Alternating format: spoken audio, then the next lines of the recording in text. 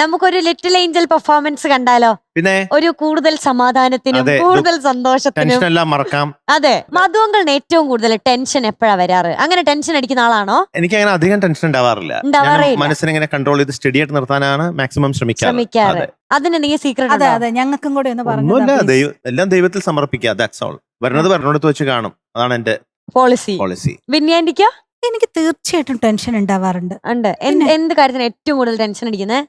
എനിക്ക് ടൈം എന്നുള്ളത് ഒരു ഭയങ്കര ടെൻഷനായിട്ട് വരാറുണ്ട്. കൃത്യസമയത്ത് ഭക്ഷണം അല്ലല്ല, ക്ലാസ്സസ് ഒക്കെ എടുക്കുമ്പോൾ കറക്റ്റ് ആ ടൈമിൽ ഞാൻ 11 എന്ന് പറഞ്ഞാൽ 10:59 ഞാൻ ഓൺ ആക്കിയിരിക്കും. അത് താണ്ടിയ എനിക്ക് എന്തോ ടെൻഷനാണ്. കൃത്യസമയത്ത് ഭക്ഷണം കഴിച്ചില്ലെങ്കിൽ അങ്ങനെ കുഴപ്പമുണ്ടോ? ഇല്ലാതെ പൊക്കോളും ഭക്ഷണം.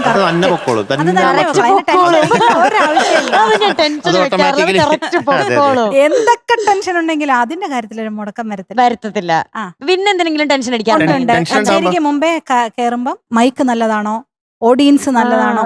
കാരണം ഞങ്ങൾ രണ്ടും ഫീമെയിൽ ആൻഡ് മെയിൽ ഡുവറ്റാ പാടുന്നത്. അതിന് മൈക്ക് 2 ഫ്രീക്വൻസി ആയതുകൊണ്ട് കറക്റ്റ് ഇല്ലെങ്കിൽ കച്ചേരി എത്ര ഇതാണേലും കുളം. ഒരാള് പാടുന്ന പോലെയോ സിസ്റ്റേഴ്സ് പാടുന്ന പോലെയോ ബ്രദേഴ്സ് പാടുന്ന പോലെയോ അല്ല ഞങ്ങൾ ആണും പെണ്ണും പാടുന്നത്. ഇങ്ങനെ എന്തെങ്കിലും കുഴപ്പമുണ്ടായ ഒരു സംഭവം ഉണ്ടായിട്ടുണ്ടോ? പല സംഭവങ്ങൾ ഉണ്ടായിട്ടുണ്ട്. അപ്പൊ ഞാൻ കൃഷ്ണൻ അപ്പോഴത്തേക്കും ഭയങ്കര ടെൻഷൻ, ചിലപ്പോൾ മിണ്ടാതിരിക്കും, പാടാതിരിക്കും. അപ്പൊ ഞാൻ ഇന്നത്തെ നമ്മളുടെ വിധി ഇതാണ്, നമുക്ക് ഇങ്ങനെ അങ്ങ് പാടാം, ചിരിച്ചോണ്ട് പാടും എന്ന് പറഞ്ഞ ഞാനങ്ങ് പാടും. അപ്പൊ കൃഷ്ണൻ എന്റെ പുറകെ ശരി ഓക്കെ എന്ന് പറഞ്ഞു. കൃഷ്ണനാണ് ഭയങ്കര ടെൻഷൻ ഉണ്ടാകുമ്പോ ഭക്ഷണം കൂടുതൽ കഴിക്കുമോ? പിന്നെ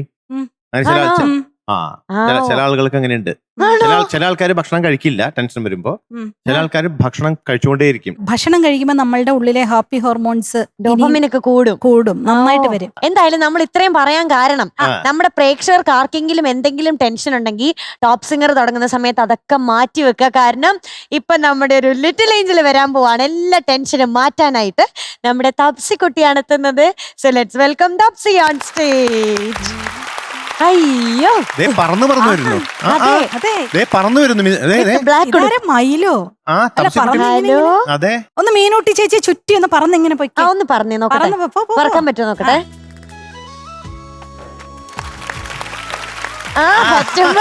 പറ്റുന്നുണ്ട്. കൊള്ളാട്ടാ, നല്ല ഉടുപ്പാണേ.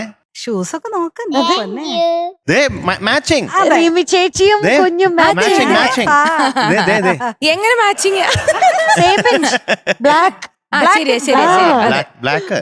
തപസിക്കുട്ടി എന്തോ ഏത് പാട്ടാ പാടാൻ പോണേ? മുന്തിരി വാവി എന്തിനി പിണക്കം